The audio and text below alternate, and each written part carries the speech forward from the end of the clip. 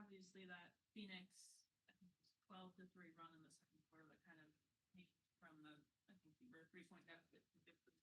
How did that change the game? I mean, I think, Sorry. go ahead. I was just gonna say, heading into halftime, I think there was a timeout with like 2 minutes left, and then that was about the time they went on that run. And I think for us, it was just those lapses of focus on our defensive game plan, and they're a good team. They take advantage of those. So, it's going to take a full 40 minutes for us. I feel like we came back in the second half and competed a lot better and locked in on what we wanted to do defensively. But again, it's those little runs that hurt us and really changed the game. Is there anything season do specifically to try to stop those runs, or like is it timeouts, or is it just kind of? I think that it's more so just kind of staying home. Like if we could just, because I think there's still growth to be made no matter where we are in our season. Just about knowing our schemes and knowing where we need to be for what the Fever have worked on. I think that we should be honed in a lot more because I think those small lapses make great teams capitalize off of it. Lots of times it's who she is for a reason, but she'll capitalize off the small ones. And I think that that's where we have to be better so we don't give people that chance.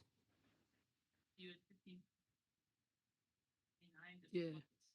for you, especially in that first. Well, I like to think that as the last 2 meetings, as the game changed, I change. As the opponent changed, I change, and so I just like to take what people give me, utilize my teammates to be aggressive and stay who I am. But it ultimately just comes down to like having an aggressiveness, having a grit, and being able to play with your team. Season fighting in that 6 and 8 spot in the standings. Just what is the message for this final little stretch? Focus on the one on Friday. That's exactly what she told us, actually. To Lexie's point, all we can do is control what we control, and that's Friday. Lord willing, we prepare the right way. We show up as a group leading up to Friday, and I think that I'm just down to swear knowing that I believe in our group.